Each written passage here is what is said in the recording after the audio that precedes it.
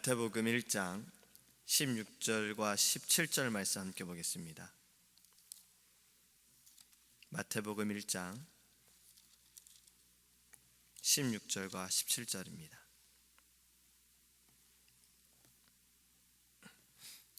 신약성경 1페이지입니다. 마태복음 1장 16절과 17절입니다. 야곱은 마리아의 남편 요셉을 낳았으니 마리아에게서 그리스도라 칭하는 예수가 나시니라. 그런즉 모든 대수가 아브라함부터 다윗까지 14대요 다윗부터 바벨론으로 사로잡혀갈 때까지가 14대요 바벨론으로 사로잡혀간 후부터 그리스도까지 14대더라. 아멘. 할렐루야. 어느 목사님께서 소개한 뉴스의 이야기가 있습니다. 한국에서 실제 있었던 일인데요, 서로 알고 지내던 사람들끼리 벌어졌던 하나의 사건이었어요.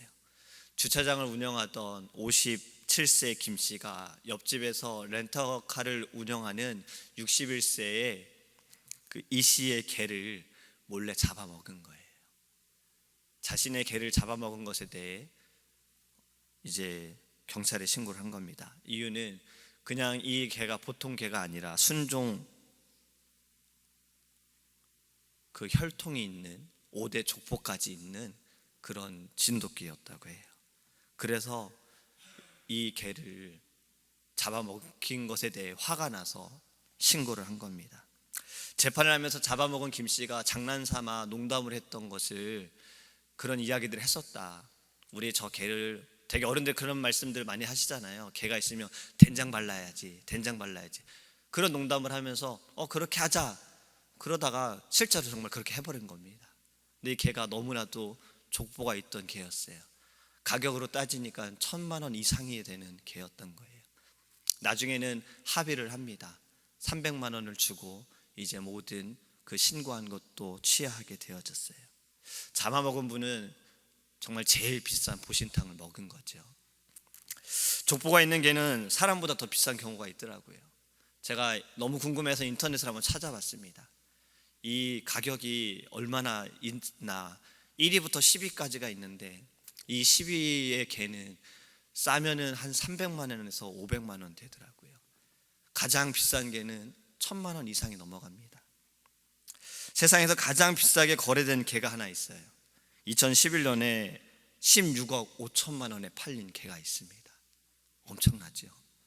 이 개의 이름은 빅스플래시라고 불려지는데, 이 개는 쇠고기에 닭, 전복, 정말 비싼 음식들만 먹고 이동할 때도 리무진을 타고 다닌대. 족보가 있는 개여서 그렇다는 거예요. 우리의 족보는 어떻습니까? 저는 사실 제 족보를 몰라요. 누가 물어보면 되게 이렇게 물어보더라고요. 어느 파 몇 대 손이냐고. 저는 사실 잘 모릅니다. 제가 아는 족보는 김의 김씨이기 때문에 김수로 왕이 요거 하나밖에 저는 몰라요. 아버지한테 어릴 때 물어본 적이 있어요. 아버지, 제 족보는 어떻게 됩니까? 저희는 무슨 파예요? 아버지가 대답하시더라고요. 우리는 예수파다. 몰라서 그러셨던 건지 아니면 정말 은혜로운 말씀인 건지는 잘 모르겠지만 예수파라고 말씀하셔서 그냥 저는 그렇게 대답을 합니다. 오늘 이 마태복음 1장의 말씀은요, 바로 예수님의 족보예요. 지금은 예수님의 계보다, 예수 그리스도의 계보다라고 말을 하고 있어요. 이 계보의 시작을 보면 아브라함과 다윗의 자손 예수 그리스도의 계보라라고 1절에 시작을 합니다. 족보의 시작의 인물이 바로 아브라함부터 이야기를 하고 있는 거예요. 그리고 다윗을 이야기합니다. 아브라함은 우리가 믿음의 조상이다라고 말을 하지요. 그렇기 때문에 아브라함을 시작으로 하는 것에 대해 그렇게 이상하진 않습니다. 왜냐하면 그는 믿음의 조상이기 때문에 그래요. 그런데 아브라함과 함께 다윗을 이야기를 합니다. 다윗은 아브라함 바로 다음 사람도 아니에요. 오늘 본문의 말씀을 보더라도 아브라함으로부터 다윗까지 14대예요. 그러니까 이 아브라함과 다윗의 사이에는 여러 사람들이 있어요. 그럼에도 아브라함과 다윗으로 이야기를 시작한다는 거예요. 왜 다 건너뛰고 다윗을 이야기하고 있을까? 다윗이 훌륭한 사람이기 때문에 그럴까요? 맞죠. 그는 훌륭한 사람입니다. 지금도 이스라엘 민족들은 다윗 왕을 존경한다고 합니다. 하지만 하나님의 기준에서 그 훌륭함은 무엇일까? 저는 그것을 믿음이다라고 생각을 해요. 아브라함을 시작을 했던 것도 믿음의 조상이기 때문에, 아브라함이 어떠한 자였습니까? 하나님께서 가라 하면 그는 갔습니다. 하나님의 말씀을 듣고 어디로 가야 할지도 모르나 떠나라고 하니 그는 떠났던 거예요. 아들이 이삭을 바치라고 했을 때에도 그는 새벽 일찍 일어나 떠났던 거예요. 그것이 바로 믿음이라는 겁니다. 이런 행위로 볼 때 물론 아브라함은 의심할 수가 없어요. 그는 믿음의 사람이 맞아요. 하지만 다윗은 어떻습니까? 다윗의 행위를 볼 때 정말 그는 존경받을 만한 자였는지, 그는 정말 믿음의 사람이라고 우리는 말할 수 있는지. 하지만 하나님의 눈으로 볼 때 다윗은 믿음의 사람이었던 거예요. 인간의 눈으로 보고 인간의 죄로, 인간의 법으로 판단할 때 다윗은 중죄를 저질렀던 자예요. 하지만 하나님께서는 이 다윗을 사랑하셨다는 거지요. 그를 택하셨고 그에게 기름을 부으셨고, 그리고 그가 잘못했을 때에도 선지자를 통해서 깨닫게 하시고 그는 회개하고 돌아섰다는 겁니다. 모든 왕들이 있어요. 여러 왕들이 있어요. 그 가운데에도 다윗을 이야기하는 것은 다윗은 하나님을 두려워하는 자였기 때문에 그렇습니다. 하나님을 사랑하는 자였기 때문에 그래요. 다윗이 쓴 시편을 볼 때에도 다윗이 얼마나 하나님을 사랑했는지, 그가 얼마나 하나님과 함께하고 원했는지, 하나님을 찬양하고 하나님을 예배했는지 우리는 알 수 있다는 거예요. 그렇기 때문에 다윗으로부터 시작이 되어집니다. 17절을 다시 보면 세 개로 구분을 합니다. 아브라함부터 다윗까지 14대요, 또 다윗으로부터 바벨론 포로로 잡혀갈 때까지 14대요, 또 바벨론 포로에서부터 예수 그리스도까지 14대라. 이렇게 세 가지로 구분을 해요. 다 합치면 42대가 됩니다. 그런데 말씀을 좀 나누어 보면 숫자가 잘 맞지가 않아요. 제가 이것을 막 이렇게 한번 너무 궁금해서 이름을 써봤어요.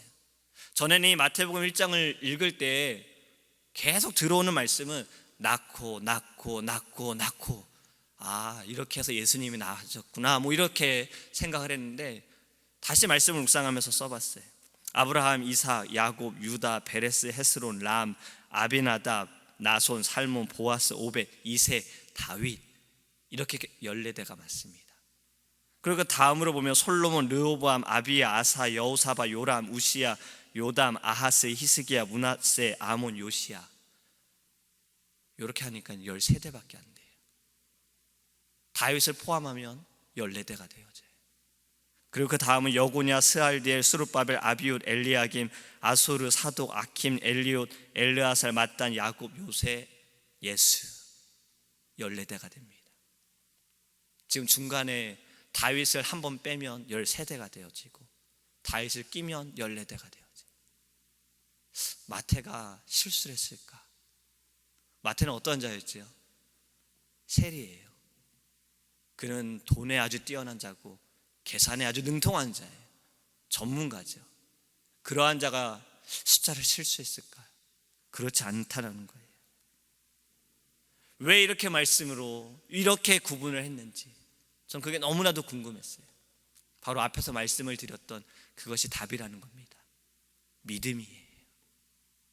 하나님께서 이 믿음을 통해서 아브라함부터 다윗까지 14대로, 또 다윗부터 바벨론 포로까지 14대로, 그 다음 바벨론, 그 이후로 예수 그리스도까지 14대로 구분이 되어진 겁니다. 다윗은 앞세대에서 마지막으로 들어갔고, 또 두 번째에서는 처음으로 시작이 되어졌다는 거예요. 하나님은 우리의 믿음을 보십니다. 우리의 믿음을 통해서 하나님은 우리를 구원하여 주세요. 하나님은 우리의 믿음을 통해서 우리에게 복을 주신다는 거예요. 이 예수 그리스도의 계보를 보면 이 족보는 예수님으로부터 끝이 나지요. 하지만 믿음의 족보는 계속 이어지고 있다는 겁니다. 우리에게도 이어졌고 우리의 후손으로도 계속 이어질 거라는 거예요. 우리는 예수님의 족보를 보면서 믿음을 보기를 원합니다.